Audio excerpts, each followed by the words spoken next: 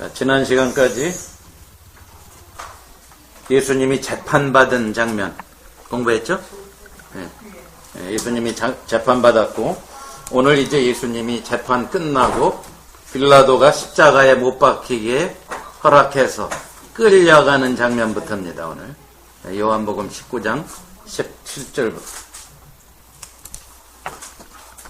자, 지난 시간에 빌라도가 땀을 뻘뻘 흘리면서 들어왔다 나왔다 하면서 재판하는 사람이 오히려 수세에 몰린 듯한 인상을 주고, 오히려 재판받는 예수님은 당당하게 내 나라는 여기 속한 것이 아니라 내가 왕이다 이러시면서, 지금 요한은 죄수로 끌려가셨지만 실제로는 왕으로서 모든 것을 다 이루러 오신 예수님, 여기에 초점을 맞추고 있는 겁니다.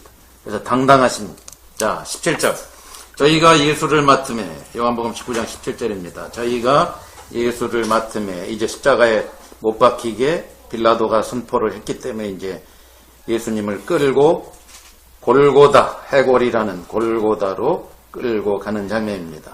자, 그런데 요한복음에는 구레네 시몬이 도중에 예수님이 십자가를 지고 가다 너무 무거워서 잘 못 가시니까 로마 군병이 어떻게 합니까? 구레네 시몬을 대신 십자가를 지게 해서 골고다까지 가고 예수님은 그냥 끌고 가기만 하지요. 근데 요한복음은 그 기록을 아예 하질 않습니다. 요한복음은 예수님 십자가에서 사형당하는 장면을 아주 간단하게 기록을 해요. 왜 그럴까? 다른 복음서에 보면 아주 여러 가지 여자들이 막 울기도 하고, 뭐 구레네 시몬 얘기도 나오고, 뭐 두드려 맞고기도 하고, 예수님 여러 가지 얘기가 많아요. 그죠? 근데 요한복음은 그런 얘기가 거의 없어요. 아주 간단하게 기록을 해요. 왜 그럴까? 초점이 뭐기 때문에. 예, 스스로 왕으로 돌아가시고 다 이루시고 초점을 그쪽으로 맞췄기 때문에 지금 구레네 시몬 얘기도 뺀 거예요. 또 하나는 1세기 말부터 이제 2세기 때 본격적으로 마각을 드러내고 이미 1세기 후반부터 말부터 조짐을 보이던 세력이 있습니다. 요한 1서 같은 데 보면은 나오는 적그리스도라고도 그러고, 요한이 적그리스도라고 불러요. 그런 사람들이 있어요. 이제 그때는 이름은 없었어요. 1세기 때. 2세기 때 가면 그들이 이름까지 붙어요. 뭐라고 붙이죠? 영지주의라는 이름을 붙입니다. Gnosticism. 그 2세기 때 등장을 하는데, 그렇지만 그들의 뿌리는 이미 1세기부터 있었어요. 그들이 뭐냐? 예수님의 신성을 부인하는 사람들입니다. 예수님은 그러니까 육체로 오신 예수님의 신성을 부인하는 거예요. 그래서 어떻게 됐느냐? 영지주의자 중에 이런 사람이 많았어요. 예수님은 침례받을 때에 그리스도가 들어갔고 신성이, 그 다음에 십자가에 달리기 전에 떠났다. 그래서 십자가에 달린 존재는 누구다? 그냥 인간 예수다. 하나님이 아니다. 이걸 주장하는 세력들이 2세기 가면 뭐 너무 강력하게, 오히려 정통보다 더 세게 나오고, 근데 그들이 이미 1세기 말에도 조짐이 있었던 거죠. 요한복음이 그때 쓰인 거기 때문에. 자, 가뜩이나 그들의 세력이 막 교회를 어지럽히고 있을 때 구레네 시몬이 지고 갔다 그러면 십자가에 죽은 것은 예수가 아니다, 구레네 시몬이다, 이렇게 뻔하거든. 그러니까 요한은 일부러 구레네 시몬 얘기를 빼버립니다. 그래서 누가 지고 갔다라고 강조를 해요? 자기의 십자가를 지고 갔다, 그렇게 강조하는 겁니다. 자, 그래서 구레네 시몬 얘기가 없고 자기의 십자가 이렇게 표현한 겁니다. 자, 저희가 거기서 예수를 십자가에 못 박을세, 골고다는 예루살렘 성 바로 바깥에 있던 아주 가까운 거리입니다. 자, 십자가에 못 박을세, 다른 두 사람도, 다른 데 보면 강도라고 나오죠. 두 사람도 그와 함께 좌우편에 못 박으니 예수는 가운데 있더라. 빌라도가 패를 써서 십자가 위에 붙이니 나사렛 예수 유대인의 왕이라 기록되었더라. 예수의 못 박히신 곳이 성에서 가까운 거로 많은 유대인이 이 패를 읽는데 히브리말, 로마말, 그리고 헬라의 말로 그렇게 빌라도가 써놓은 겁니다. 그랬더니 유대인의 대제사장들이 빌라도한테 항의를 합니다. 유대인의 왕 아닙니다. 저 사람. 예, 유대인의 왕이라고 쓰지 말고 자칭 유대인의 왕이라고 쓰십시오. 라고 했더니 빌라도가 나의 쓸 것을 썼다. 자, 그러면 빌라도는 저들은 왜 자칭 이렇게 쓰라고 그러고 빌라도는 왜 유대인의 왕이라고 고집하고 왜 그랬을까요? 왜 그랬을까요?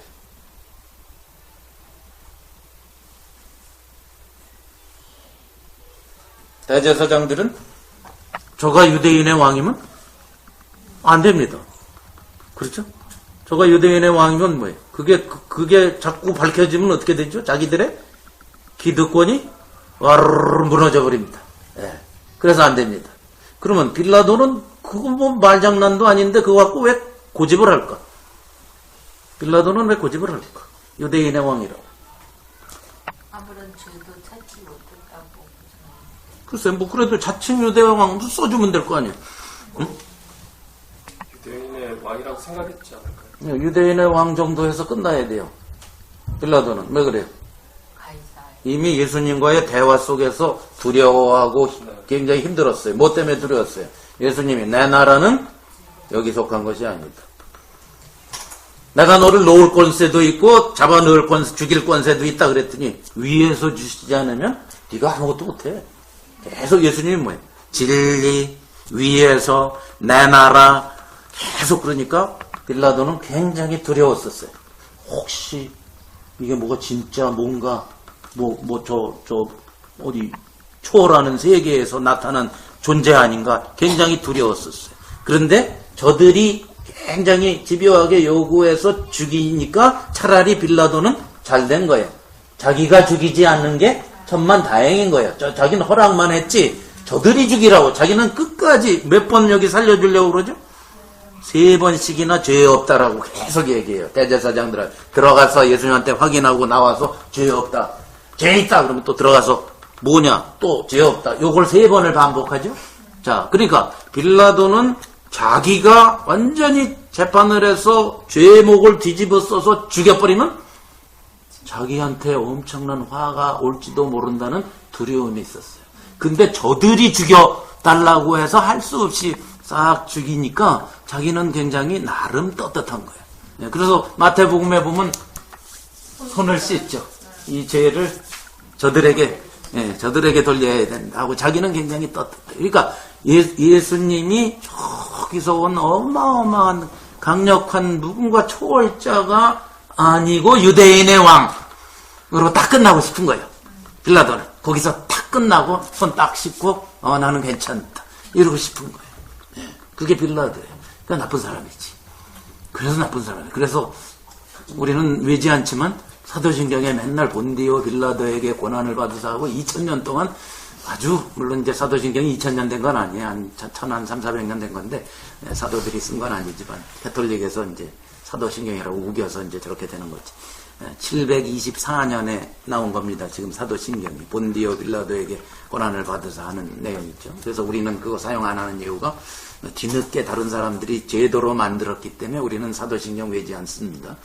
오늘날 모든 교회가 그걸 외지만 그거는 내용상에도 문제가 좀 있고 그래서 우리는 사도신경을 사용 안 해요. 아무튼 본디오 빌라도에게 고난을 받으사 하면서 작은 온 세계에서 죽다 욕을 먹고 있는 존재가 빌라도란 말이죠.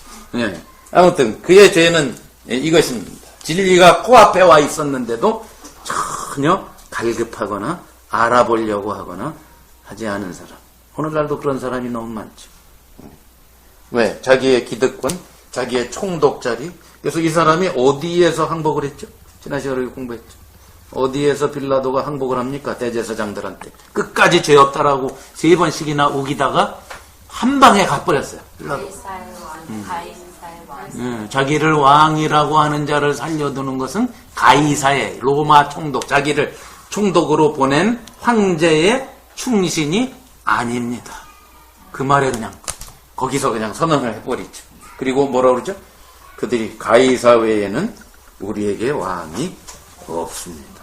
하고 하나님을 더 이상 왕으로 여기지 않는 죄를 범한 게 유대인. 그래서 유대인이 거기서 다 끝나고 만 겁니다.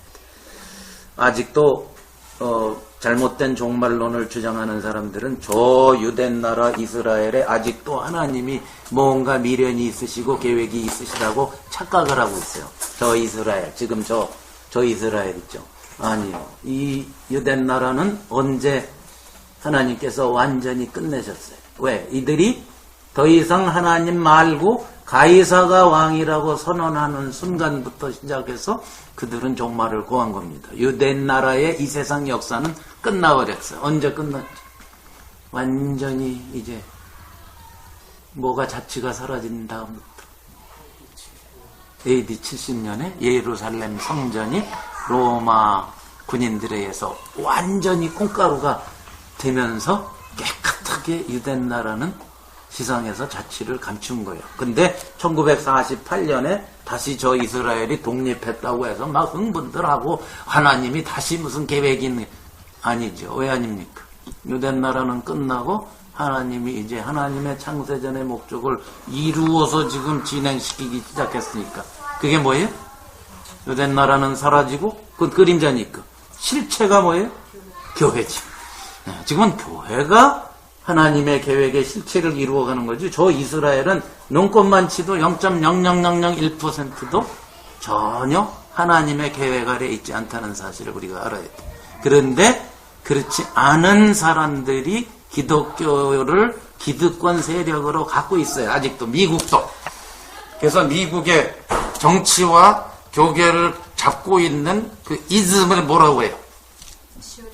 그래, 자이언이즘이라고 그러는 거예요. 한국말로 시오니즘. 무슨 얘기인지 알죠?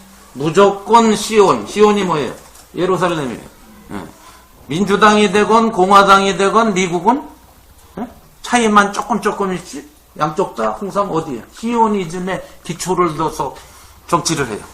이스라엘이 한마디 하면 그냥 꼼짝 못해버려.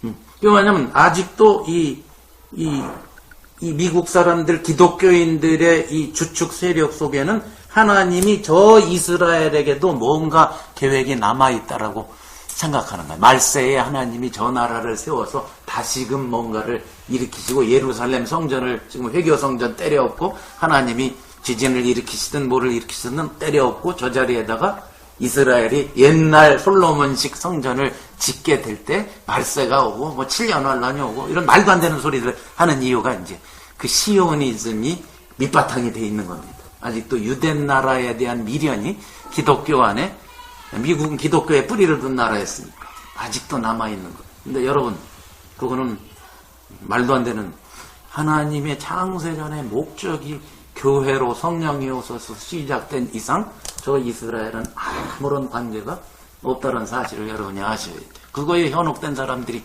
아직도 많습니다. 그래서 무슨 백투 예루살렘이니 뭐니 어쩌고 뭐 이단 같은 소리들을 많이 하고 아직도 그런 말세론에 계속 이스라엘이 등장하는 이유가 잘못된 하나님의 복음을 모르는 사람들이 기독교를 주축을 이루고 있기 때문에 나오는 억측이고 말이 안 되는 소리입니다. 그러니까 저런 소리에는 이제 귀를 안 기울일 때가 됐죠, 여러분? 네? 그렇죠? 아직도 거기에 뭔가 하나님이 초자연적인 역사가 이스라엘에 일어날 걸 기대한다면 그것은 큰 오산이라는 사실입니다. 네. 오케이. 자, 끈 그거고. 23절. 군병들이 예수를 십자가에 못 박고 그의 옷을 취하여 4깃에 나눠 각각 한 깃씩 얻고 속옷도 취하니 이 속옷은 포지 아니하고 위에서부터 통으로 짠 것이다. 자, 군병들이 서로 말하되 이것을 찝지 말고 제비 뽑자. 그래서 이것까지도 응하였다. 전부 요한복음은 뭐에 초점을 둔다고요? 이 모든 상황을 하나님이 주도하고 계시다. 저들이 한 게 아니다. 저들은 그냥 사용되었을 뿐 하나님이 자신의 목적을 이루기 위해서 사용하신 것이다를 강조하려고 성경 말씀이 응해진 것뿐이다. 응해진 것. 저들은 모르고 그냥 성경 말씀을 응하는데 배우들로 존재하고 있는 것이다. 이런 식으로 쓴 거예요. 이해가시죠? 뭔지도 모르고 응하고 있다 이 말이죠. 자, 자, 거기 제일 뽑는 얘기는 시편 22편의 메시아 편이라고 그러는 시편 22편에 나오는 내용입니다. 자, 예수의 십자가 곁에는 모친과 이모와 글로바의 아내 마리아와 막달라 마리아 4명이 서 있었고 그 옆에 누가 있었어요? 예수님. 아, 그 옆에 누가 있었어요?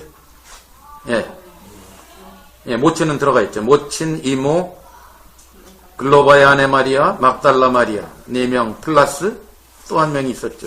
26절에. 예, 사랑하시는 제자. 이 요한복음을 쓰고 있는 저자, 제자. 예, 저자가 바로 십자가 앞에서 여자들과 같이 있었다. 지금쯤 다른 제자들은 다 어디 갔어요?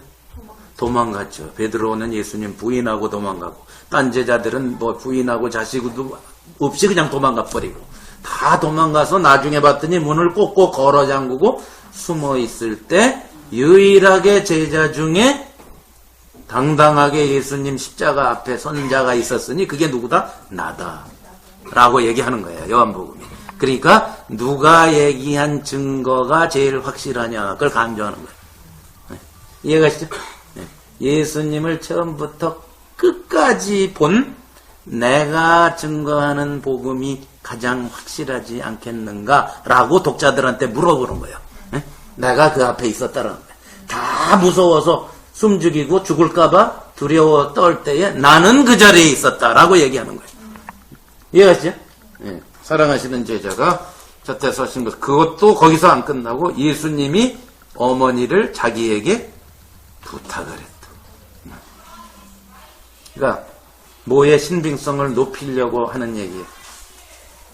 요한복음의 내용의 신빙성을 높이려고 하는 얘기예요. 내가 예수님과 이런 관계성을 가지고 이미 나왔죠. 13장에 예수님 어디에 앉아 있었어요? 이 사람이 품 안에 안겨 있을 정도로 예수님이 아주 총애하던 사람이 나였다. 내가 전하는 복음이야 이게 라고 쓰고 있는 거예요. 이해가시죠? 네. 자, 예수님의 제자인 사랑하시는 제자가 예수님에게 부탁을 받습니다.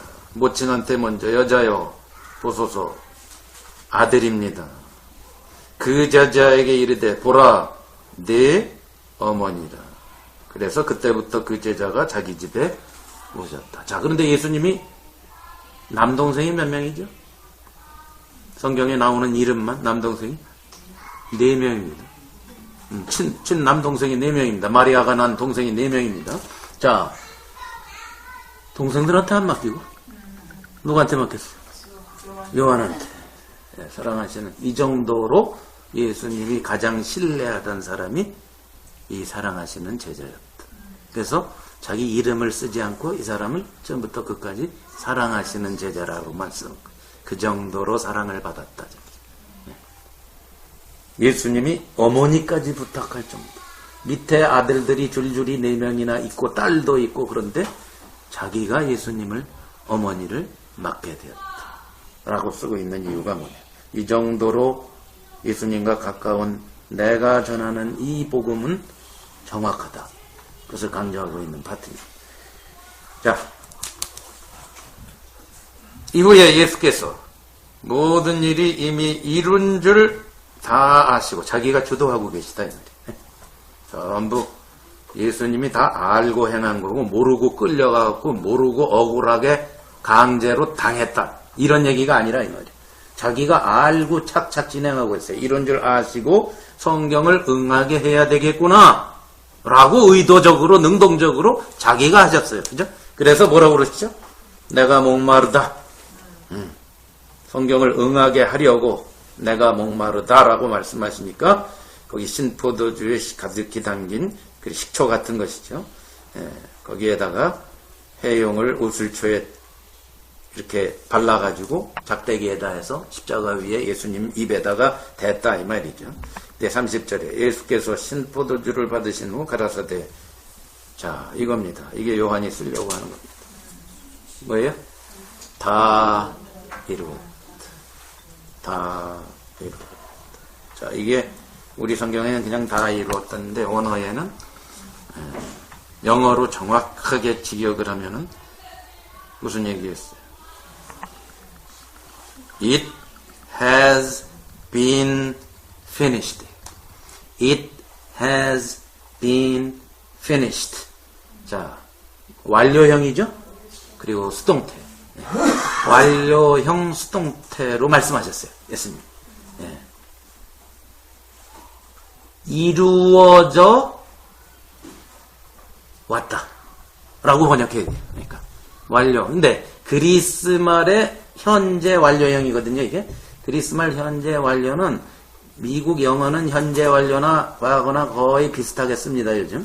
그렇지만 그리스 말의 현재 완료형은 정확히 무슨 뜻이냐면은 이게 과거에 시작되어서 계속 되어 온 일의 결과까지도 지금 이루어져 오는 거. 그게 현재 완료형이에요. 네? 일이 되어 오다가 끝나면서 끝난 그 결과가 계속해서 지금도 똑같이 임해오는 걸 갖다 현재 완료형이라고 그래요. 그리스 말에. 그걸로 쓰여져 있어요. 자, 그러니까 다 이루어졌다. 무슨 말일까? 그러니까 우리는 금방 알아야지. 과거로부터 시작한 일이 계속해서 이루어져 오다가 끝나고 나서도 계속 결과가 임하여 오고 있다. 뭘 말씀하신 걸까? 뭘 말씀하신 걸까요? 뭐가 이루어져요? 뭐가? 창세 전부터 하나님이 세우셨던 목적과 계획이 이루어져 오고 결과까지도 계속해서 밀려오고 있다 이 말이야. 예수님이 그걸 선언하고 가신 거야. 다 이뤘다. 예수님이 더 이상 보탤 게 없다 이 얘기하고 가신 거야. 네. 예수님이 십자가에 달려서 죽으시면은 모든 게 다 끝난 거야. 하나님의 계획이 전부 다 이루어져 오던 게 다 끝난 거야. 그래서 요한은 십자가, 부활, 승천, 성령의 오심을 다 한 패키지로 써놓은 거예요. 지금 여기 지금부터 다 나와요. 십자가, 부활, 승천, 성령의 역사를 다 하나로 요한이 얘기하고 있는 거예요. 왜? 다 이루어진 거니까. 우리 생각에는 십자가 따로 취급하고 부활 따로 취급하고 승천 따로 취급하고 성령이 와서 교회 세우고 따로 취급하고 자꾸 이러죠. 요한은 그게 아니라는 거예요. 이게 전부 다 이루어진 패키지 속에 있다는 거예요. 그것이 이미 십자가에서 예수님이 죽으시면서 완성되었다. 다 이루었다는 말은 뭐예요? 더 이상 볼탈 게 없다는 뜻이죠. 다 끝났다. 하나님이 하고자 하던 모든 게 십자가에서 다 끝났다. 그래서 우리는 압니다. 자, 흔히 십자가, 예수님의 죽음, 그러면 제가 아까 목회를 20년 했지만 제가 부족한 복음을 갖고 그렇게 기쓰고 애썼다라고 얘기했었죠. 제가 아까 소개할 때. 자, 그 복음이 뭐였어요? 십자가에서 예수님이 죽으셔서 어떻게 피를 뿌리셔서 내 죄가 사함받아서 이제 나는 죄가 사라지고 하나님이 보실 때 의롭게 여기셔서 구원을 받게 되어서 오늘 죽어도 나는 천국을 갈 사람이다. 그게 제가 알고 있던 복음이에요. 여러분도 그렇게 알고 있는 복음이지. 틀렸어요? 안 틀렸죠. 맞긴 맞아요. 근데 그게 반의 반도 안 맞아요. 예수님은 다 이루었다 그랬어요. 그게 다 이룬 거예요? 그게 다 이룬 거예요? 죄사함 받고 천국 가면 다 이룬 거예요? 하나님의 목적이? 아니잖아요. 자, 하나님이 이 세상을 창조했을 때부터 계속 하셔야 될 일이 뭐예요? 여러 가지 일이 다 해결돼야 돼요. 여러 가지 일이 다 해결돼야 돼요. 뭐가 해결돼야 돼요? 죄가 해결돼야 돼요. 자, 죄만 해결되면 돼? 마귀는? 마귀도 해결돼야 돼. 죄만 해결되면 안 돼. 마귀가 살아있어.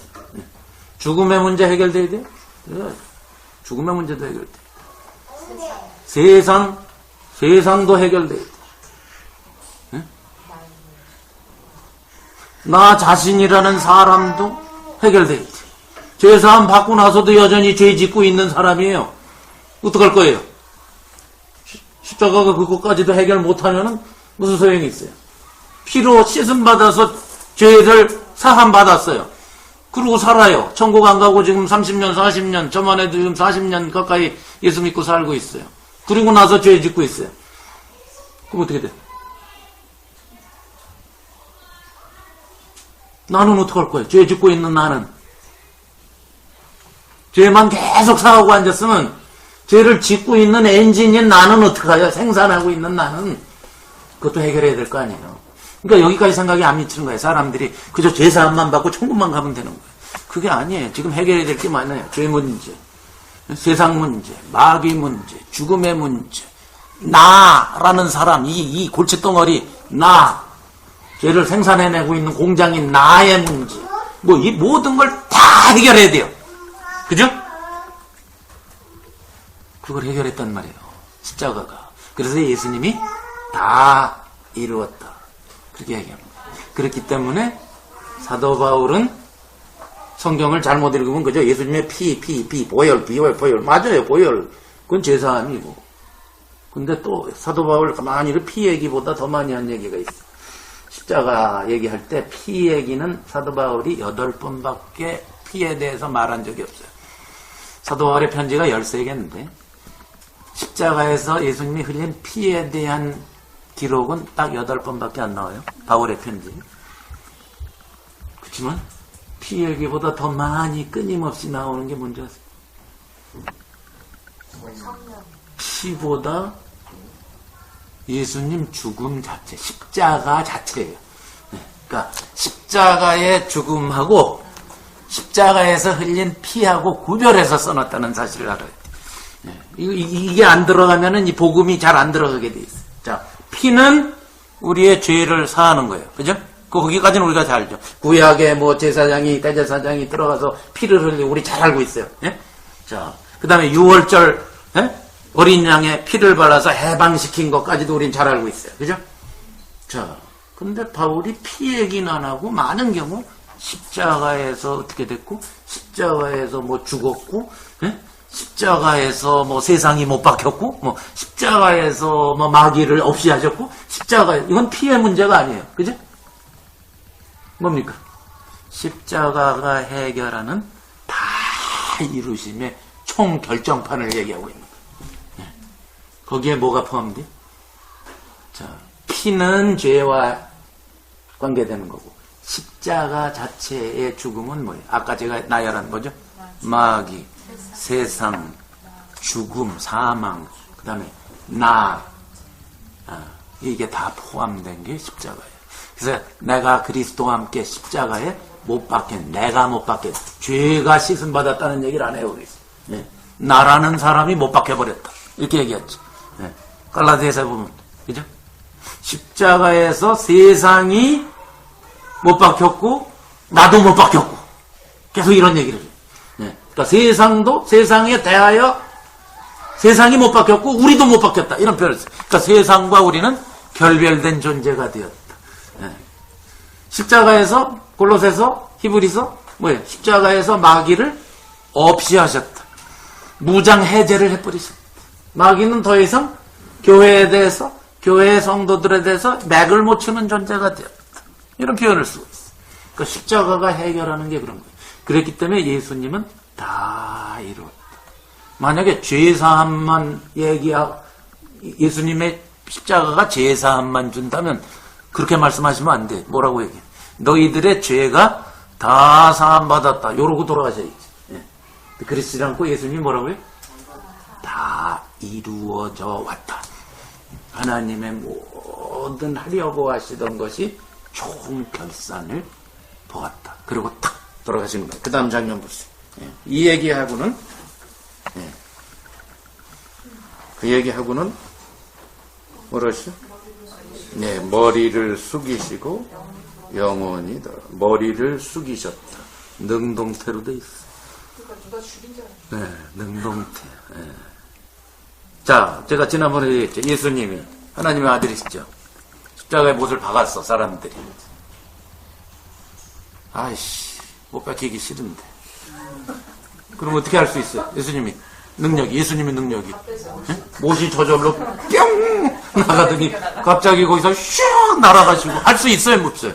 할 수 있지요. 네, 할 수 있어. 예수님은 얼마든지 그럴 수 있어요. 마귀가 성전에서 뛰어내려 할 수 있어요. 안 뛰어내리신 거예요. 돌로 떡을 만들어라. 못 만들었어요? 안 만드셨지. 그죠? 네. 하실 수 있어요. 안 하시는 거예요. 안 하시는 거예요. 능동적으로 안 하신 거예요. 왜? 다 하나님의 목적을 이루려면 안 하셔야 돼요. 네. 못 하시면은 안 돼요. 왜? 못하는 존재가 어떻게 우리를 구원하고 하나님의 목적을 이룰 수 있어요? 안 하시는 존재에 되면. 못 하시는 존재는 능력이 없어서 못하는 거니까. 능력이 없는 존재가 우리의 구원자여 주님이시다? 그건 말이 안 되죠. 하실 수 있는데도 안 하셨어요. 그래서 지금도 요한은 뭐라고 쓰였어요? gave up his spirit 이렇게 써있어요. 영어 성경에. 능동태, active voice예요. 네, passive voice가 아니에요. 네? 수동태가 아니에요. 피동태가 아니에요. 자기가 스스로 뭐 했다? 네. 이 세상 모든 사람들은 영혼이 떠나가야 죽는 거예요. 예수님은 자기가 죽고 영혼이 떠나갔어요. 응? 그죠? 머리를 자기가 먼저 숙여버렸어요. 능동태예요. 자, 그럼 예수님이 왜 이러셨을까? 이미 앞에서 나는 뭐 하러 왔다? 나는 죽으러 왔다. 나는 내 목숨을 버릴 권세도 있고 살 권세를 내가 갖고 있다. 하나님이 나한테 그 권세 다 주셨다. 10장에 나오죠? 네, 10장에 이미 나오죠. 자기는 죽어야만 된다. 나는 들려야 하리라, 죽어야 하리라, 가야 하리라를 앞에서 제자들한테 끊임없이 얘기했어요. 못 알아들었지만 물론. 우리들은 알아듣죠. 왜 그렇게 했는지. 제자들은 그때도 못 알아들었어요. 눈이 멀어가지고. 한 자리 할 생각에 눈이 멀었죠. 자, 자기가 죽을 권세를 사용하셔서 하나라의 밀이 땅에 떨어져 죽어야 많은 열매를 맺기 때문에 그 권세를 자기가 사용하셔서 자기가 스스로 머리를 숙이고 영혼을 떠나 보내신 거예요. 요한이 그래서 이걸 쭉 쓰고 있는데 아주 간단하게 기록하고 있는 이유가 뭐예요? 예수님은 왕답게 당당하게 능동적으로 자기가 하나님 목적을 이루고 자기가 죽으셨다. 왕이에요. 왕. 당당하신 왕으로 죽으신 거예요. 뭘 위해서? 하나님의 창세전부터 세우셨던 목적을 인간이 그려놓은 걸 다시 돌이키셔서 하나님의 목적을 다 이루시기 위해서 스스로 올 때도 스스로 오시고 갈 때도 스스로 오시고 할렐루야. 이렇게 해서 복음이 완성됩니다. 오늘 우리가 갖고 있는 복음은 이런 복음입니다. 능동적인 복음입니다. 자, 다 이루어졌다. 이루어져 왔다.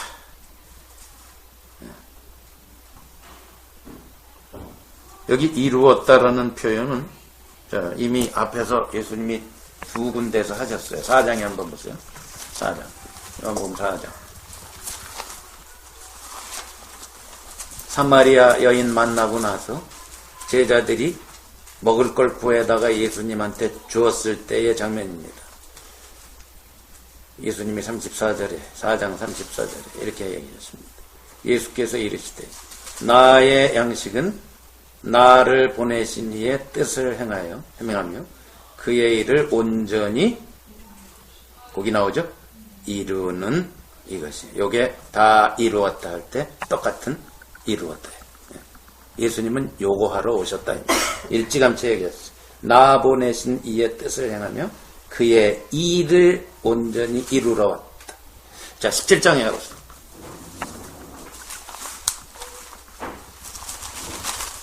얼마 전에 우리가 공부한 17장 4절에 보십니다.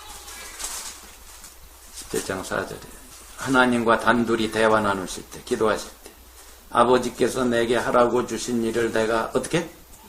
이루어 아버지를 이 세상에서 영화롭게 하리라.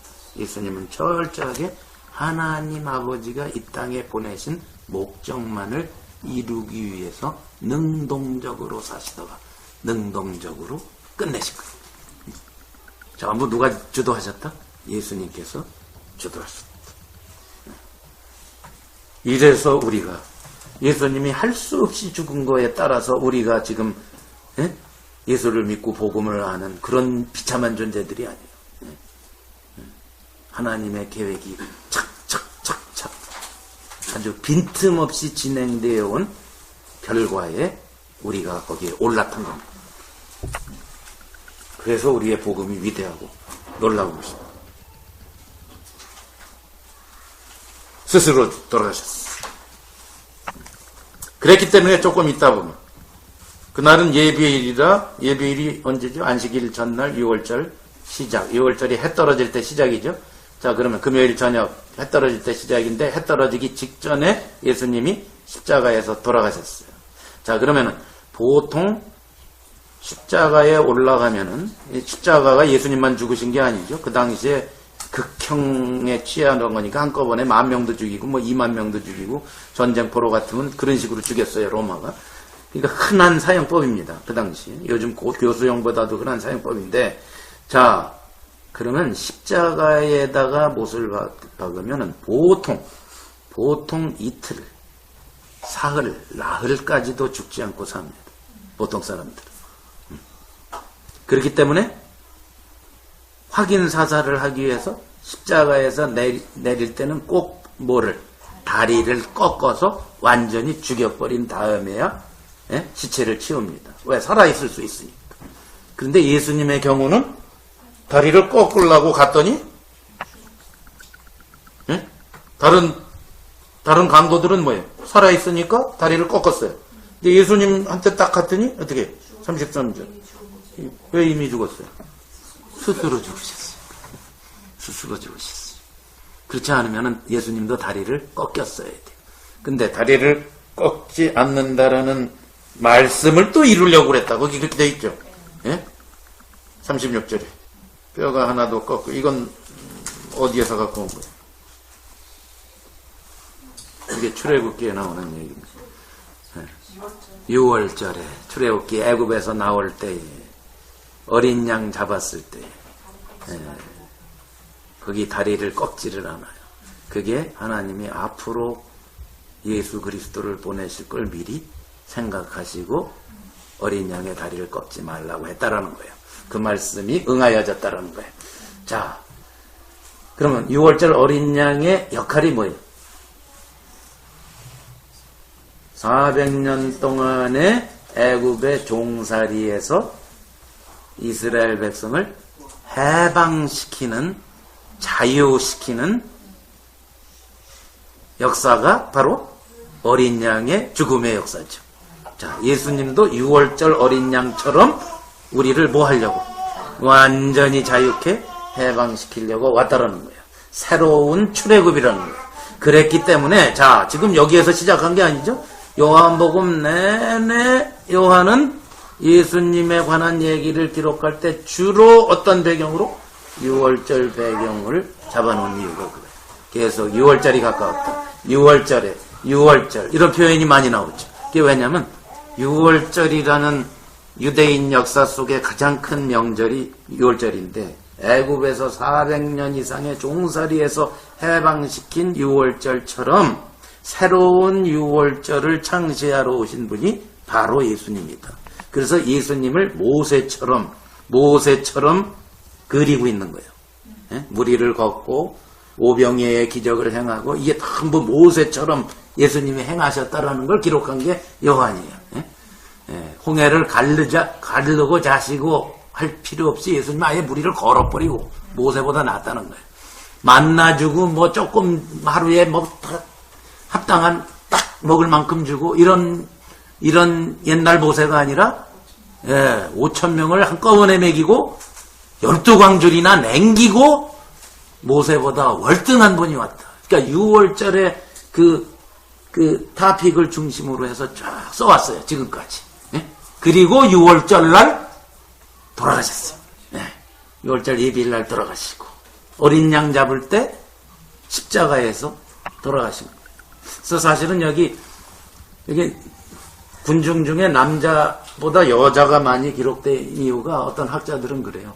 남자들은 제사 가서 양 잡고 지금 6월절 준비하고 있어서 여자들이 주로 구경하러 갔다고. 이제 그렇게 얘기하는 학자들까지도 있어. 자, 그때예요. 바로 양 잡는 시간에 예수님이 돌아가신 거거든요.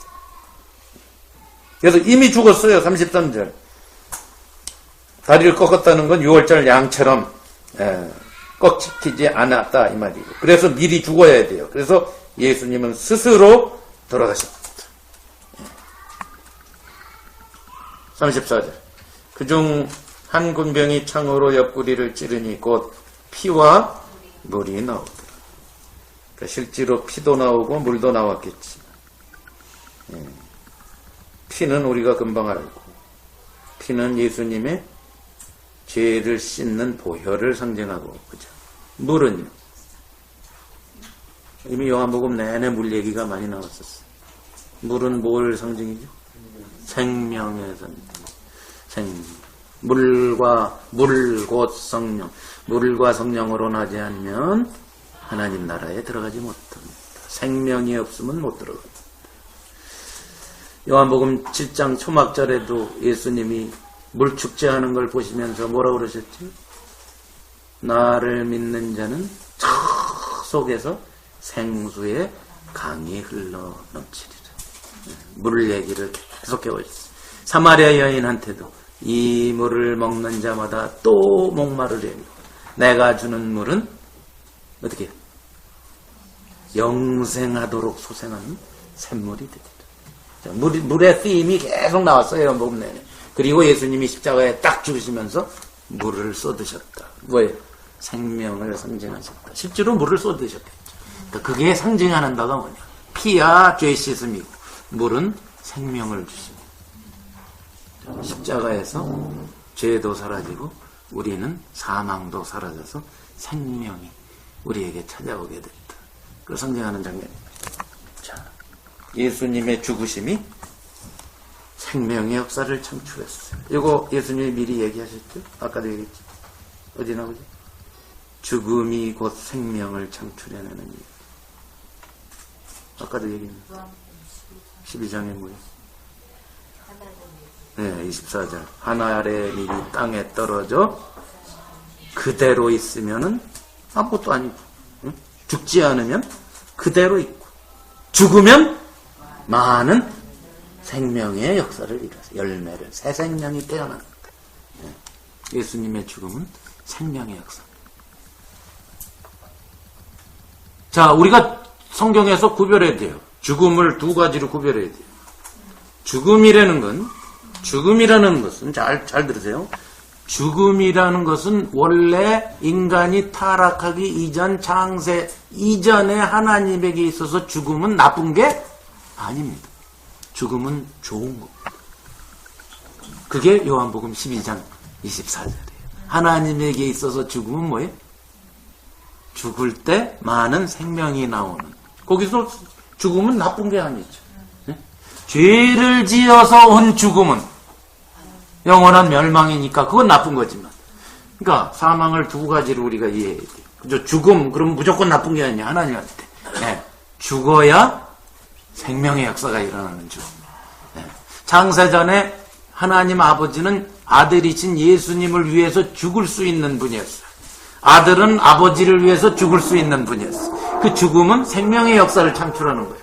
자, 그렇지만 우리의 죽음은 뭐예요? 죄에 의해서 온 죽음이에요. 네, 죄의 결과예요. 자, 그래서 예수님이 십자가에서 그걸 반전시킨 거예요. 자, 반대로 예수님의 죽음이 겉으로 볼 때는 이 세상 사람들의 죽음하고 똑같지만 실제로의 내용은 뭐예요? 생명을 갖다 주는 걸로 바꿔버리신 거예요. 원래 바꾼 게 아니죠. 원래 좋았던 죽음의 내용을 십자가에서 쫙 하고 쏟아 부으신 것이 예수님의 죽음의 사건입니다. 그래서 십자가는 결코 수치가 아닙니다. 겉으로는 수치죠. 십자가에서는 완전히 발가벗겨서 아까 이 통으로 짜지 않은 속옷 다 지내가 갖고 제비 뽑고 다 해서 예수님은 뭐예요? 우리가 성화에 보면 민망하니까 뭐 한 장 걸쳐주시고 이러는데 예수님한테 네? 주로 성화 같은 거 보면 예수님한테는 꼭 뭘 한 장 이렇게 걸치죠. 그건 아니에요. 십자가라는 건 완전히 네이키드로 죽는 거예요. 그러니까 겉으로 볼 때는 완전 수치예요. 겉으로 볼 때는. 그렇지만 내용은, 그 죽음은 내용은 생명을 창출하는 죽음. 그래서 물이라는 상징성 있는 말로 표현하고 있는 거예요. 생명을 주십니다. 이것 때문에 우리는 영원한 생명을 얻게 된 것. 새로운 출애굽을 갖고 오셨다. 자, 35절. 이를 본 자가 증거. 누구예요? 이를 본 자가? 바로 앞에 있던 예, 사랑하시는 참 제자가 증거하였으니 그 증거가 뭐다? 참이다. 그래서 자기 소개를 계속하고 있는 거예요. 이 사람이. 사랑하시는 제자 얘기를 왜 이렇게 많이 쓰고 있냐면 요거 때문에 씁니다. 그 사람이 보고 증거한 것은 맞겠지. 독자들로 하여금 다른 사람 얘기를 들을 게 없겠구나. 이 사람 얘기를 들어야 되는구나. 이걸 강조한 말이에요. 네? 목사님, 그러면 땀복음서, 네. 그 세 개 땀복음서 십자가 못 박힌 거하고 차이가 많이 나잖아요. 차이가 좀 나죠. 네. 네. 그러니까 그 사람들은 다른 복음, 그래서 공관복음이라고 그래요. 요한복음은 따로 취급하고 학자들이 공관복음, 공관, 보는 관점이 공하다, 같다. 그래서 세 복음서는 공관복음이라고 하는 이유가 뭐냐면 그 사람들은 겉으로 나타난 현상을 그냥 히스토리로 많이 기록을 해놨어요. 요한은 실상을 주로 기록해놨어요. 예? 실제로 하나님이 보시는 실상을 주로 기록한 게 요한복음이고, 세 복음서의 저자는 겉으로 자기들이 그냥 본 거를 쓴 거예요. 기술한 거예요. 본 게 아니죠. 들은 얘기. 누가는 완전 들은 얘기죠. 누가는 그때 없었으니까. 예. 근데 십자가에 달리셨을 때 묘사하는 게 너무 차이 나잖아요. 요한이 예. 이루었다 이런 말도 없잖아요. 예. 없죠. 그들은 들은 얘기를 쓰다가 거기서 뭐 엘리 사박 라마 사박단이 뭐 이런 얘기를 주로 써놓고. 하나님은 원망하면서 죽었다 이렇게 얘기하죠. 원망하면서 죽은 게 아니죠. 엘리 사박다가 그거 아니에요. 나를 버리시나이까 하고 이렇게 얘기하는데 시편의 22편 1절을 읊으신 거예요. 예수님. 원망하며 죽은 거 아니에요. 그쪽 오해하지 마세요. 예수님이 십자가에서. 이렇게 이제 좀 큰 소리 지르고 이렇게 돌아가시니까 사람들이 이제 그 묘사를 그렇게 하는 거 아니냐. 그런데 마가복음의 저자는 뭐라 그러지? 백부장이 바로 옆에서 예수님 사형을 총 지휘하고 있는 사람이 예수님의 죽으신 모습을 지켜가 6시간 돌아가셨죠? 6시간 동안 십자가에 달리셔서 돌아가시는 모습을 딱 보고 목숨 딱 끊어지고 백부장, 불신자, 완전히 하나님을 모르는 사람의 입에서 팍 튀어나온 말이 있어요. 그게 마가복음이에요. 뭐죠? 이는 하나님의 아들이다. 라고 그러신 거예요. 그러니까 그들도 승리자의 죽음을 기록하긴 한 거예요. 요한만큼 기록하진 않았지. 그죠? 마가고 마태고 그들이 예수님의 비참한 예수를 그린 게 아닙니다. 절대로 아닙니다. 그러니까 능동적으로 죽은 모습을 요한 예, 그건 요한이 그려놓은 거죠. 요한은 실상을 그려놓은 거니까. 그들은 그냥 겉으로 보이는 모습만 기록한 거. 요한은 내면 세계에서 벌어지는 모든 걸 기록한 거고. 다른 복음서의 저자들은 겉으로 본 모습을 기록한 거. 그것의 차이. 그래서 공관복음과 요한복음을 나눠 놓는 이유가 그거예요. 완전히 쓴 거부터가 다르잖아요. 예. 느낌이 너무 이제 많이 차이가 나요. 예. 자, 그래서 요한복음은 공관복음에 없는 게 거의 다예요. 뭐가 없죠? 출생부터 기록 안 해요. 그렇죠? 출생 기록 안 하죠. 이집트에 뭐 도망갔다는 얘기도 없죠. 뭐 이런 거 다 없어요. 예. 어렸을 때 얘기도 없고 아무것도 없고 다 없어요. 예? 예? 족보도 물론 없죠. 하나님이 족보가 어디 있어요. 네, 예수님이 하나님의 아들로 승리자로 왕으로 전부 하셨다는 걸 기록했기 때문에 일부러 다 빼버린 거예요. 네. 모든 게 다 없어요. 변화산상의 체험도 기록 안 했어요. 왜 그런지 아세요? 그게 엄청난 체험이거든요. 베드로와 야고보와 요한이 산에 따라 올라갔는데 예수님이 빨래 한 자가 그렇게 희게 할 수 없을 정도로 환하게 빛이 쫙 나게 변하니까 다 무서워가지고 베드로가 뭐라 해요? 막 헛소리 막 짓거리고 그러죠. 네? 예수님을 주님을 위해서 여기다가 하나 짓고 초막을 또 누구를 엘리야하고 누가 나타났어요 여기 모세가 나타났잖아요. 그거 다 환상 봤어요. 베드로가 모세하고 엘리야가 나타났어요. 그러니까 모세한테도 하나 줘주고 엘리야한테도 하나 줘주겠습니다. 뭐 이런 소리 한 그 변화산에 생생한 체험이 있어요. 이 세상 누구도 체험하기 힘든 놀라운 환상적인 체험을 했는데 요한은 그런 얘기도 안 써요. 왜 안 쓸까? 뭘 변화를 해? 원래 그런 분. 그러니까 예수님이 창세전의 영광을 하나님과 같이 갖고 있었다는 얘기만 쓰지 뭘 변했다, 영광스러워졌다 이런 표현을 쓰질 않아요. 왜? 원래 그런 분이다. 끊임없이. 그러니까 그런 거 다 빼버렸어요. 요한복음에 그런 얘기가 안 나와요. 그러니까 예수님의 진면목을 그린 게 요한복음이에요. 예. 이해가세요?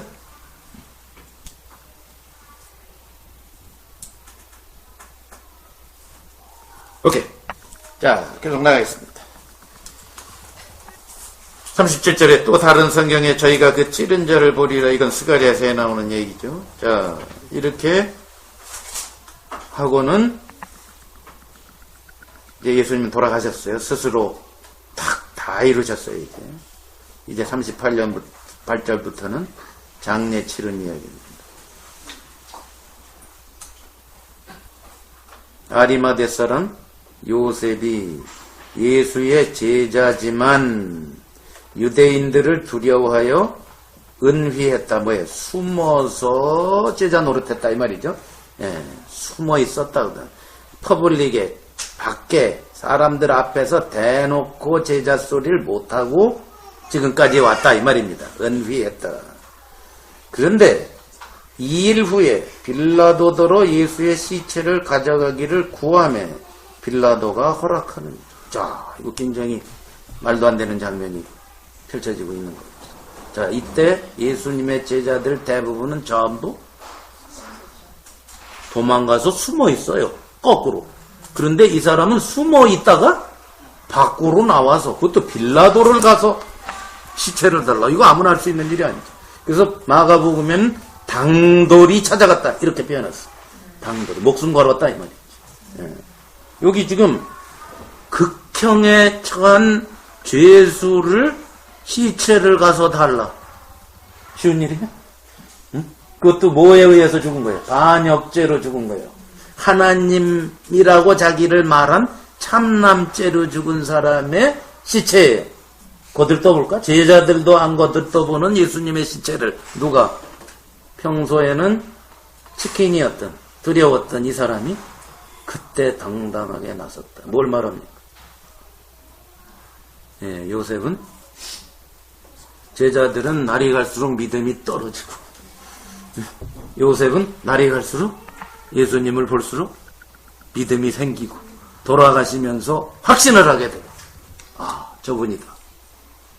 이건 보통 일이 아닙니다. 여러분 그냥 성경 읽을 때 아, 이거 장사 이 사람 좋은 일 했구나. 아닙니다. 이건 거의 불가능한 일을 한 겁니다. 말도 안 돼. 자기가 어떤 사람이에요?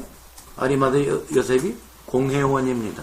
다른 복음서 여기는 안 나오지만 다른 복음서에 보면 공회원으로 나와요. 공회원이 누굽니까? 70명 중에 한 명인 요즘 국회의원 상원의원입니다. 지금의. 그때는 종교 정치를 다 통합한 그룹이니까 엄청난 파워를 갖고 있는 사람입니다. 조금 이따 찾아오는 니고데모도 마찬가지죠. 자, 지금 공회원 2명입니다. 이 사람들은 자기 기득권 다 내려놓고 목 잘릴 각오하고 온 거예요. 자, 이 두 사람에 대해서 우리가 잘 살펴봐야 돼. 아리마대 요셉에 대한 기록은 없어요. 별로 성경에. 니고데모는 요한복음에 앞에 2번 기록되어 있죠. 그죠? 자, 니고데모는 뭘 갖고 왔다 그랬죠? 모략과 치명, 향품을 갖고 왔다 이 말이야. 예, 유대인 장례법이 뭐냐면 시체가 냄새가 나니까 냄새를 없애려고 강한 향을 갖다가 놓는 법인데 향이라는 게 보통 비싼 게 아닙니다. 예, 그래서 일반인들은 향을 잘 갖다가 사용 안 하고 그냥 장례를 치러버립니다. 돈 좀 있는 사람이 향품을 갖다가 올려놓는 법입니다. 시체에. 근데 얼마를 갖고 왔다? 백근이 얼마인지 아세요?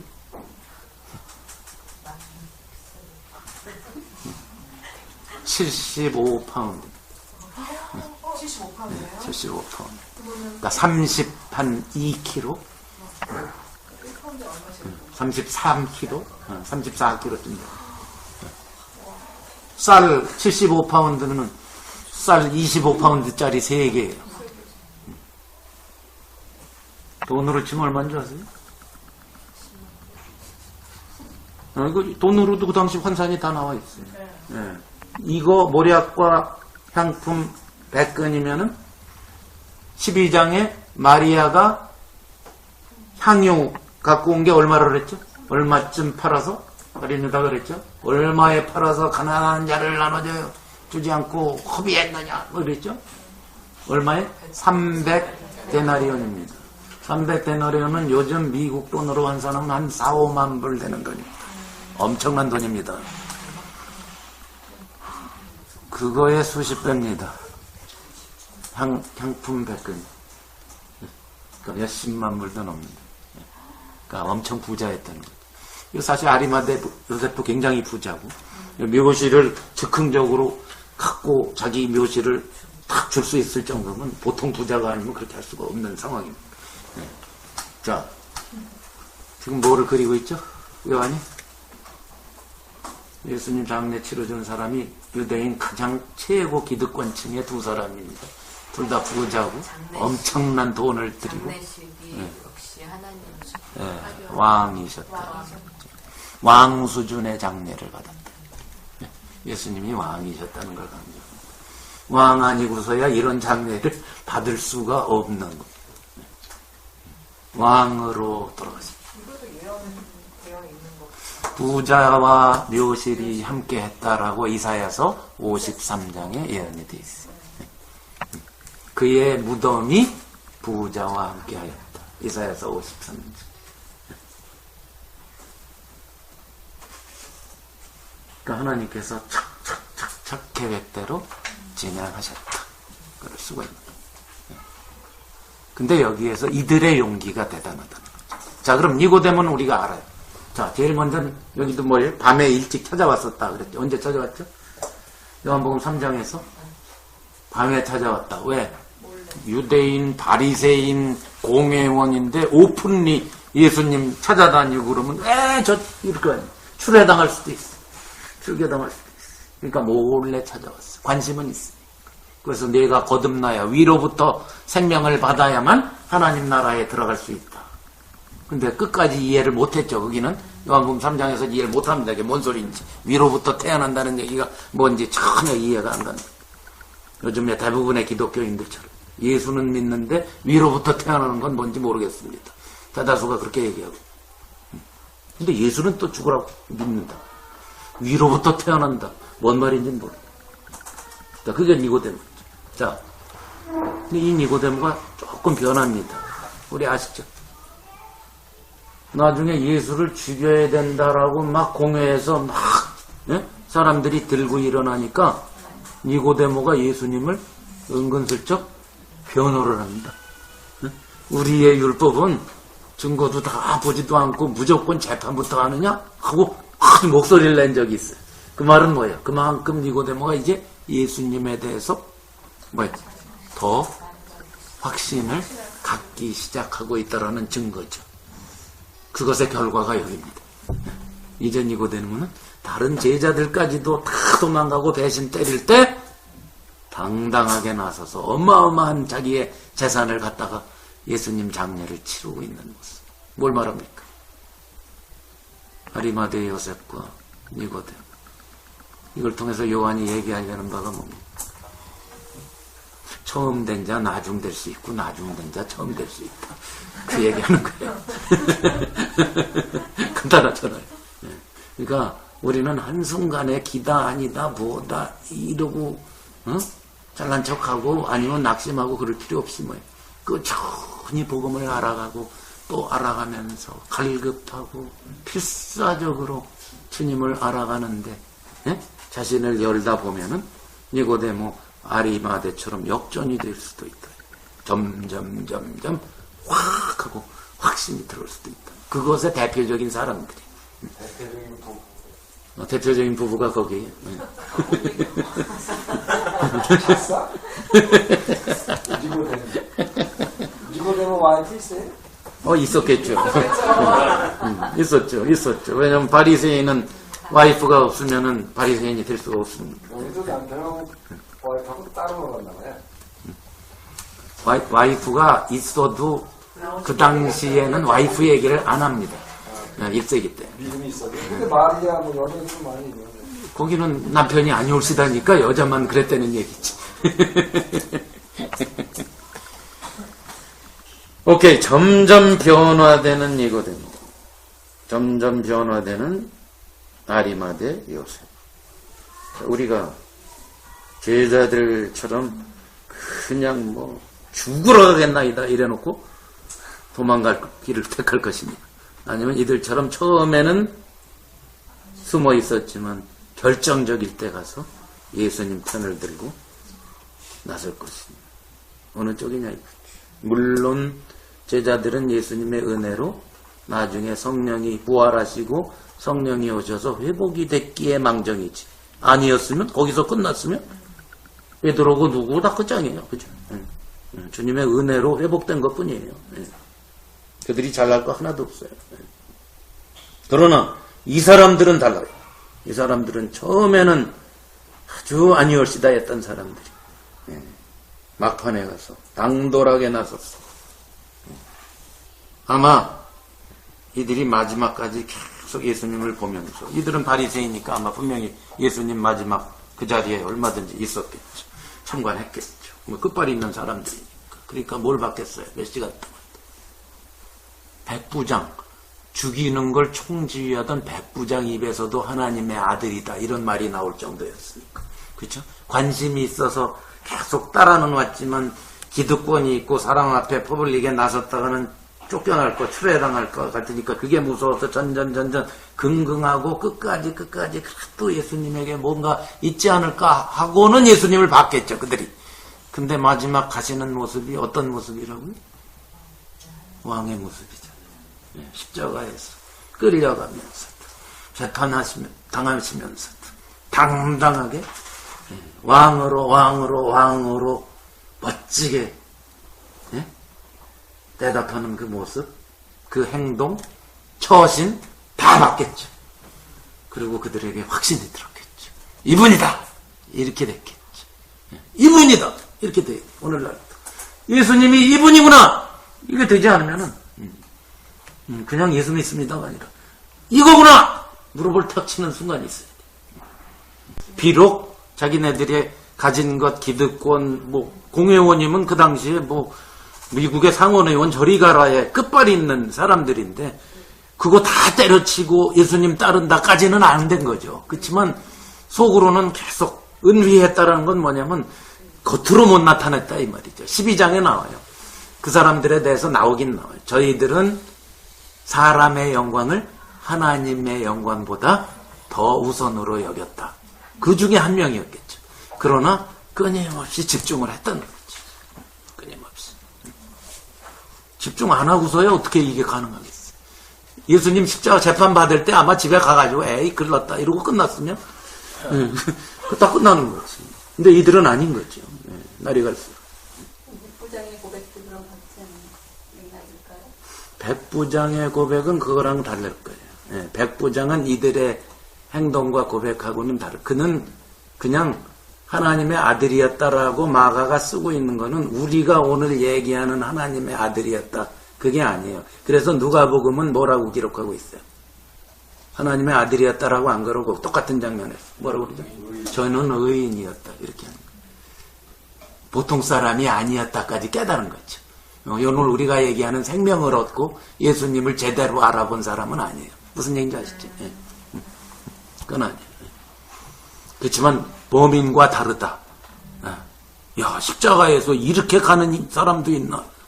놀랍다. 이런 엄청난 점프를 하긴 했지만 아리마대 요셉과 니고데모 같은 이건 아니라고. 그러니까 누가는 의인이었다. 이렇게 표현을 한 거예요. 마가가 하나님의 아들이었다라고 쓴 이유는 뭔지 아시죠? 그건 이제 저자에 따라서 표현을 조금씩 바꾼 거예요. 어떻게 바꾼지 아시죠?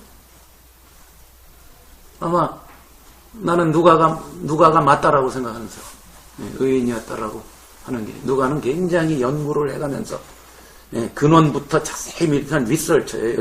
여기 있는 우리 재선 형제님처럼 박사학위 받을 때 엄청난 리서치하고 박사 받을 이 사람도 예수님에 관한 리서치를 엄청 해서 쓴 거예요. 그게 누가복음이에요. 그리고 사도행전이에요. 그렇기 때문에 나는 누가복음의 표현이 옳다고 봐요. 의인이었다. 자, 그럼 마가는 왜 하나님의 아들이었다라고 기록할까? 1장 1절에 뭐라고 시작하나 보세요. 마가복음.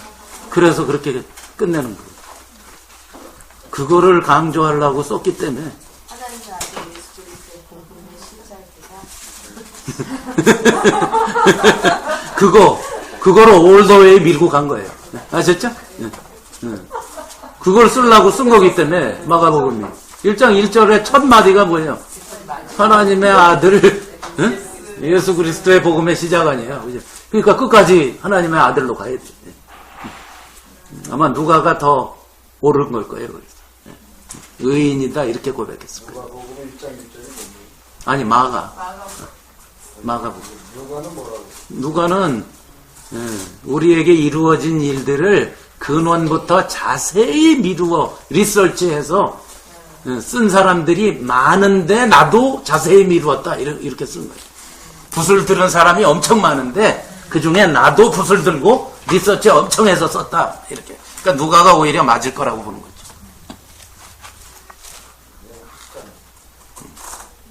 누가는 의사였어요. 그러니까 이제 요즘으로 말하면 학자죠. 오케이. 자, 그러니까 저는 아주 여기 요셉과 니고데모가 대단한 사람들이다. 저는 그렇게 보는 거예요. 요한이 두 사람을 예를 들었기 때문에 이 사람들이 대단하다고 봐야 되는 거예요. 그렇죠. 여기 요한복음에 안 나왔으면 그렇죠. 모르죠, 우리가. 이 사람들은 뭐 아니, 그러니까 대단은 했겠지만 우리는 몰랐겠지. 마가는 마태에 나왔습니다. 아, 나와요. 두 사람 저기 요셉만 나오고 저기는 안 나와요. 니고데모는. 요셉은 나와요. 아리마대 요셉은 나와요. 거기는 공회원이고 부자다 이렇게 나와요. 자, 그래서 이제 마지막 보겠습니다. 41절. 예수의 십자가에 못 박힌 곳에 동산이 있고 동산 안에 아직 사람을 장사한 일이 없는 새 무덤. 그러니까 자기 무덤을 내놓은 거죠. 예수님한테. 한 번도 그러니까 니고데모가 되게 감동을 받은 거죠. 예수님이 진짜 왕이시구나라는 것에 확신을 얻은 거예요. 그래서 자기 무덤을 내놓은 거예요. 자, 이렇게 무덤을 바위를 파서 만드는 무덤은 일반인들은 많이 없어요. 그 당시에. 주로 돈 꽤나 있고 끝발 있는 사람만 무덤 파는 일이 보통 일이 아니에요. 무덤을 파가지고 사람이 들어가서 그 다음에 뭐예요? 이렇게 상같이 해서 시체를 올려놓습니다. 유대인의 부자 장례법이에요. 예? 그러니까 굴을 판 다음에 굴 속에 좀 들어간 다음에 상이 있어요. 바위 상이. 그래서 거기다 시체를 올려놓고 세마포 입히고 그 다음에 그 위에다 향품을 놓는 거예요. 자, 그 다음에 1년쯤 지나서 어떻게 돼요? 다 썩고 뭐만 남겠어요? 해골하고 뼈만 남죠. 그러면 해골하고 뼈를 치우고 그 다음에 죽는 자기 식구들을 또 거기다가 또 하고 이렇게 조상 대대로 쓰는 거예요 원래. 그게 유대인의 그 무덤 하나 파는데 돈이 엄청 들거든. 그걸 뭘 한 사람 앞에 하나씩 그건 아니고 뼈는 이제 치우는 뭐 집에 갖다 모시든지 아니면 버리든지. 머리? 아니 뭐 같이 옆에다가 놓겠죠. 그건 잘 모르겠어요. 어쨌든 그게 유대인의 장례법이었어요. 근데 그거를 새 것을 예수님한테 통째로 내놨다라는 사실. 굉장한 의미죠.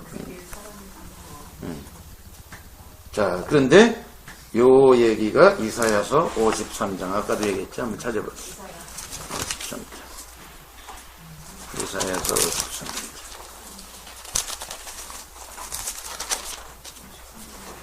우리가 잘 아는 내용이에요. 거기 예수님에 관한 예언이 얘기해요. 우리가 잘 알죠. 뭐 1절부터는 다 아는 내용이고 4절 그는 실로 우리의 질고를 지고 슬픔을 당하였다.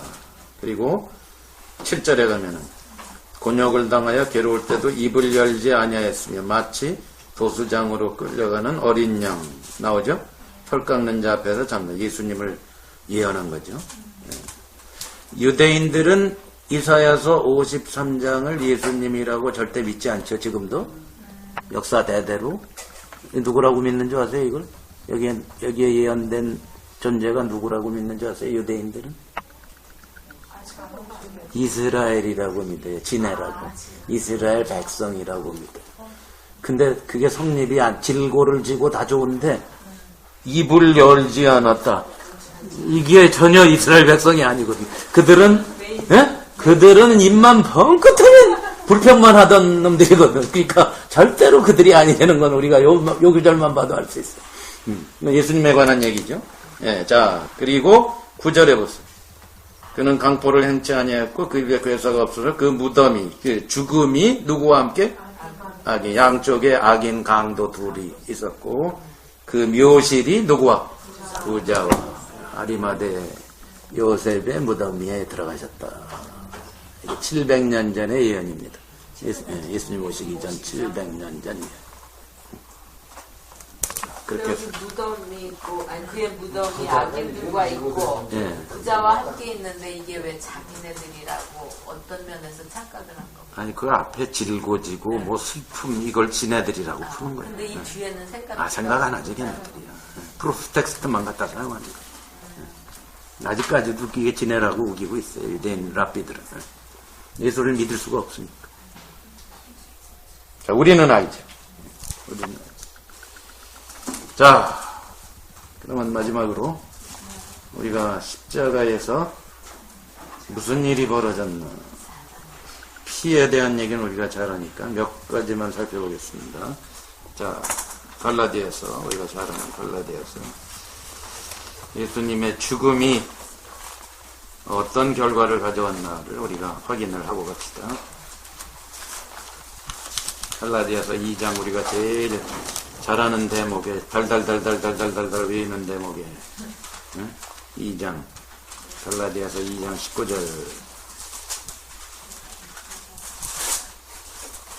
내가 율법으로 말미암아 율법을 향하여 누가 죽었다고요? 내가 죽었다고요.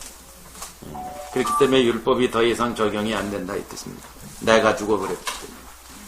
자, 이는 하나님을 향하여 우리는 율법을 지키고 사는 사람이 아니라 하나님을 향하여 관계성 속에서 사는 사람이다 그 뜻입니다. 자, 20절 그래서 이렇게 고백하는 겁니다. 내가 그리스도와 이게 달달 외시죠? 그리스도와 함께 십자가에 못 박혔나니 그런즉 이제는 자 여기 못 박혔나니도 현재 완료형으로 써 있습니다. 계속해서 우리는 못 박혀 있는 상태의 결과가 우리한테 임하여 오고 있다 이 뜻입니다. 자, 그런즉 이제는 내가 산 것이 아니요 오직 내 안에 그리스도께서 사신 것이라. 잘 아시죠? 십자가가 무슨 일을 이루었어요? 우리를 거기에서 못 박아 죽이고 그 결과를 우리한테 끊임없이 제공하고 있다. 우리는 날마다 죽는 사람이 아닙니다. 우리 크리스찬들이 제일 오해하는 성경 구절 중에 하나가 고린도전서 15장에 나오는 나는 날마다 죽노라예요. 나는 날마다 죽어야 돼. 아침에 일어나서 난 죽어야 돼. 죽어? 그러면 죽어? 그 이튿날 또 날마다 죽으라 했으니까 난 날마다 죽어야 돼. 죽어? 안 죽잖아. 죽으라고 안 죽잖아. 죽으라고 안 죽어. 죽고 싶어도 못 죽어. 그거는 성경을 잘 몰랐어. 분명히 뭐라고 그랬어요? 나는 죽어왔다. 현재 완료형을 쓰고 있어요. 죽었고 죽어온 결과가 다 지금 임하여 오고 있다. 이미 죽었어요. 이미 죽은 상태야. 날마다 죽어? 아니야. 이미 죽었어. 근데 어떻게 날마다, 죽은 사람이 어떻게 날마다 죽어? 근데 성경은 왜 날마다 죽노라 그래요? 사도 바울이. 그 성경 구절 갖다가 열심히 사용해. 죽어야 돼요. 몰라. 죽어야 돼. 죽어야 돼. 성경은 죽었어. 라고 얘기하는데 우리는 죽어야 돼 라고 얘기하는 거예요. 성경은 끊임없이 죽었다로 얘기하는데 우리는 죽어야 된다라고 얘기해요. 자, 왜 그럴까? 복음을 모르는 사람들은 자꾸 날마다 죽어야 된대요. 사도 바울은 죽어야 된다는 게 의미는 뭐겠어요? 그러니까 내가 그걸 물어보는 거야. 그거는 진짜 사도 바울이 매일 육신의 죽음에 직면해 있는 상태를 말합니다. 맞아. 그때 말씀하셨다. 뭐 자아가 죽고 이런 얘기가 아니고 사도 바울은 늘 죽이려는 친구가 따라다니고 있었고 매일 돌 맞고 풍랑 맞고 파손되고 감옥 가고 맨날 죽음이 코앞에까지 와 있어서 나는 literally 매일 죽음에 직면해 있다. 그 뜻이지 우리가 나한테 죽어야 돼 이런 뜻이 아니에요. 오케이?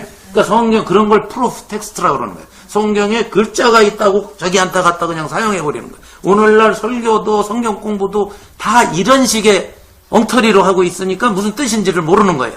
예? 자, 성경은 뭐라고 얘기했어? 우리에 대해서는? 이미 죽었고 그 결과가 끊임없이 우리에게 매일 임하여 오고 있다. 그러니까 뭐예요? 정체성을 얘기하고 있다. 예. 나 누구냐? 이미 죽은 사람이야. 이렇게 말을 해야 되는데 죽어야 돼. 그건 아직 복음을 나 몰라. 그때과 똑같은 거예요. 예. 나 예수 안 믿어. 이 말하고 똑같은 말이에요. 사실은. 예. 이해가요? 무슨 얘기인지 알아요? 예. 아니, 교회 가면 저 사람 아직 안 죽었네 이런. 예, 그런 말 하면 안 돼요. 예. 그런 말 하면 안 돼요. 무슨 말만 하면 쟤 아직 안 죽었대. 그런 말을 쓰지 마세요. 죽었다라는 말을 함부로 쓰지 마세요. 나보고 맨날 당신 더 죽어야 돼 이런. 교회 가문이 아니라 바로 옆에 있네. 교회에서 그런 말을 배워가지고. 자, 우리가 잘 아는 내용이었고, 자, 우리가 더 뭐 내일도 얘기하겠지만 우리 침례 받을 때 얘기하겠지만 로마서 6장으로 갑시다. 바울이 아주 착실하게 얘기하고 있죠, 여기. 자, 6장 1절. 그런즉 우리가 무슨 말하리요? 은혜를 더하게 하려고 죄에 거하긴. 로마서 6장 1절이에요. 그럴 수 없느니라. 2절. 죄에 대하여 어떻게 한? 죄에 대하여 어떻게 했어요, 우리가? 아까는 율법에 대해서 죽었다 해놓고 지금은 또 누구한테 죽었어요? 죄에 대해서도 죽었어. 죽었어. 이미 죽었어. 죽은 우리가 어찌 그 가운데 죽었어요, 우리가. 예, 무릇 그리스도 예수와 합하여 세례 침례를 받은 우리는 그의 뭐와 합하여? 그가 죽을 때 누구도 죽었다. 나도 죽었다. 내일 제가 자세히 이거 다 설명해 드릴게요. 그의 십자가 얘기 나오니까 지금 양념으로 얘기하고 이제 끝날라고 그러는 거예요. 그의 죽으실 때 누구도 죽었다. 합하여니까 나도 우리도 다 거기서 다 이루었다. 끝났다. 이게 죽었다. 그래서 침례라는 건 그걸 얘기한다. 4절에 그러므로 우리가 그의 죽으심과 합하여 침례를 받음으로 그와 함께 어떻게 됐다? 장사 무덤까지 같이 들어갔다. 예수님 무덤에 혼자 들어가 있지만 하나님 보실 때는 누구도 그 안에 다 들어있었다. 우리도 다 예수님 시체 안에 같이 있었다. 누가 볼 때? 하나님 보실 때. 그럼 하나님이 보는 것만 진실이겠죠? 그렇죠? 우리가 보는 거는 진실이 아니겠죠? 신앙은 진실로 사는 겁니다. 사실로 사는 겁니다. 그러니까 우리가 정체성으로 살아가는 것이지 결코 뭐 죽어야 돼, 뭘 해야 돼, 뭘 더 성화돼야 돼 이런 얘기가 아니에요. 아시죠? 예. 우리의 현 주소를 정확하게 알아야 돼. 자, 그 다음에 5절. 그래서 장사되는 이는 아버지의 영광으로 말미암아 그리스도를 죽은 자 가운데서 살리신 같이 우리로 또한 새 생명도 죽음도 같이 생명도 같이 그죠? 예. 그러니까 그 다음 기절에 부활함과 어떻게 부활을 본받아 연합함. 그 부활에 연합한다 이 말이에요. 그러니까 예수님이 부활할 때 누구도? 우리도 부활했다. 여기서는 침례를 강조하기 위해서 새 생명 가운데 부활까지만 얘기하고 있지만 에베소서에 보면 하나를 더 얘기하죠? 아니 승천하실 때 누구도? 우리도 같이 승천해서 어디에 앉아 있다. 여기서 2장 1절. 하늘에 앉아 있다. 하나님 보실 때 우리는 어디 있어요? 하늘에 있어요. 두 발은 땅에 있지만 실지에 나는 하늘에 있는 걸로 누가 보신다? 하나님이 보신다. 그러니까 그런 사람 답게 사는 거예요. 아셨죠? 신앙생활은 뭐냐? 간단하게 이제 마지막 결론. 신앙생활은 뭘 열심히 해야 되고 해서 점수를 따야 되고 하나님한테 칭찬받아야 되고 상 받아야 되고 이렇게 하면 하나님이 노하시고 저렇게 하면은 좋아하시고 이게 아니라 뭐예요? 이미 좋아하시고 이미 우리를 기뻐하셨어. 이미 예수님과 함께 연합하게 하셨어. 이미 다 끝내시고 이미 다 이루시고 이미 하늘에 앉히시고 이제 뭐예요? 그런 사람답게 그냥 사는 거야. 남자니까 난 남자답게. 엄마답게. 엄마가 되려고 노력하지 말고 엄마다우면 되는 거예요. 네? 그렇죠? 다르죠? 아빠? 네? 세린, 예린, 파답게? 아빠답게? 자, 십자가가 이거를 전부 다 이루고